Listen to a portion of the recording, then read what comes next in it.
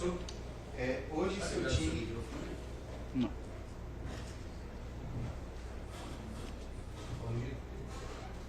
Boa noite, professor. Boa noite.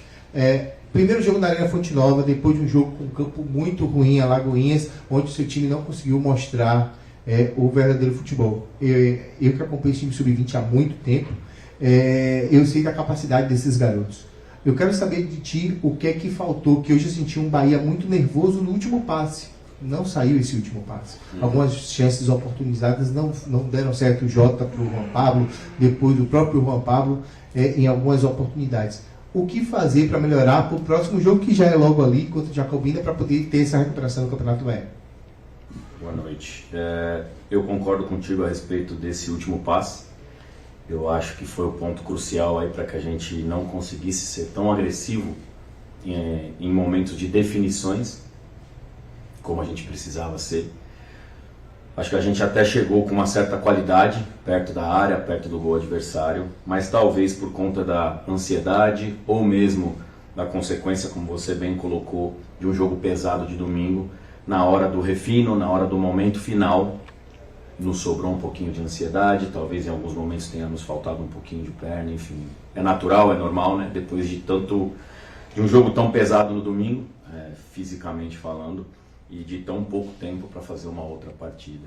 Então, para mim, o ponto crucial é o refino no último momento, é a condição de chegar ali para uma finalização, um último passe, e fazer de um jogo controlado com posse, um jogo agressivo com finalização e com definição.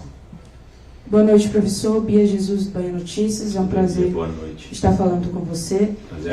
Você fez a sua primeira mudança apenas aos 65 minutos, né, do jogo, né, de jogo, enfim.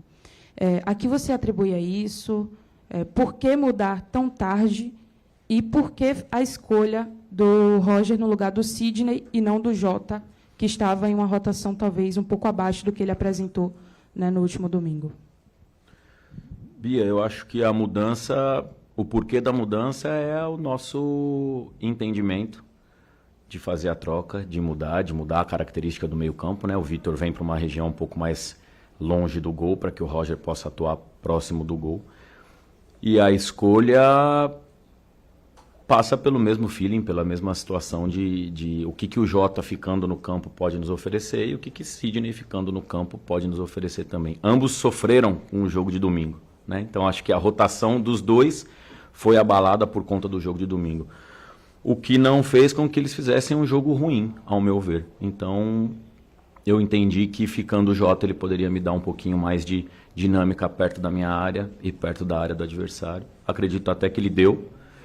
E que o Vitor também nos desse uma condição melhor de saída embaixo e desse oportunidade para o Roger jogar um pouquinho perto da área do adversário.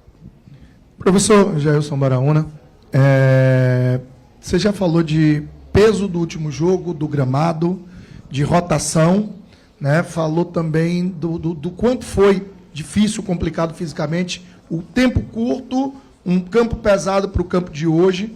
E aí, dentro disso, eu lhe pergunto o seguinte, não teria sido, então, interessante já fazer a rotação na opção inicial, colocar jogadores mais condicionados, melhores condicionados, que não estiveram até na partida, mas que teriam a capacidade de manter o nível do jogo?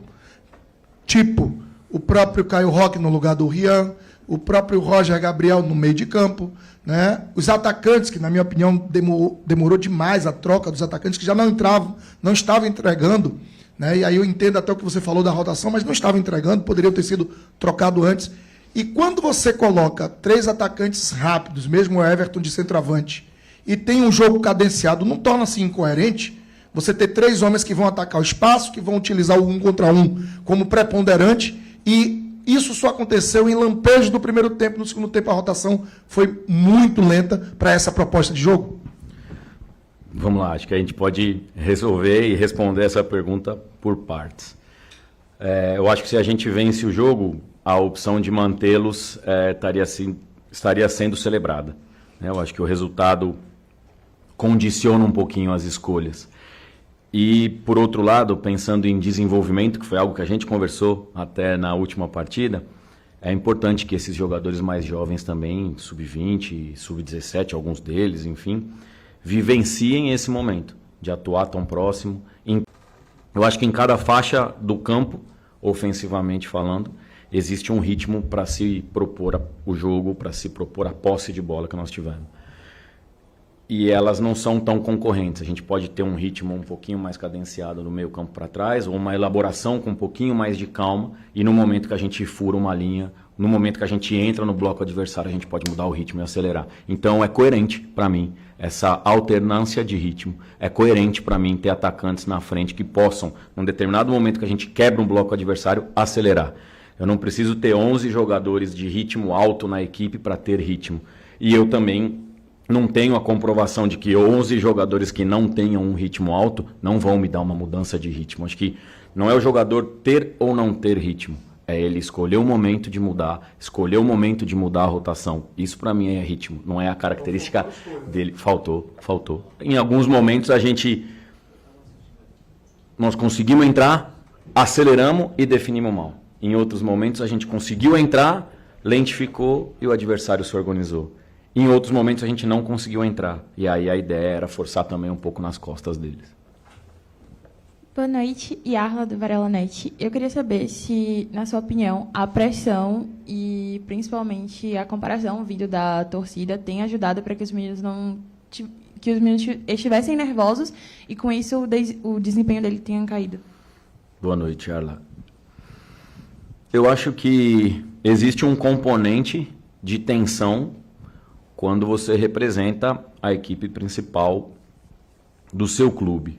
Agora, eu acho que a gente não pode caminhar para o lado de dizer que a torcida pressionou, que a torcida atrapalhou.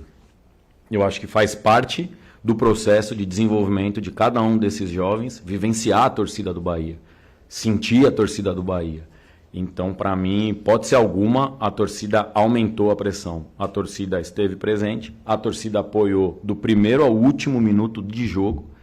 Então, para o desenvolvimento desses jogadores, foi algo fundamental, excelente. Uma pena a gente não conseguir brindar os nossos torcedores com os 3 pontos que nós gostaríamos. Obrigado, boa noite.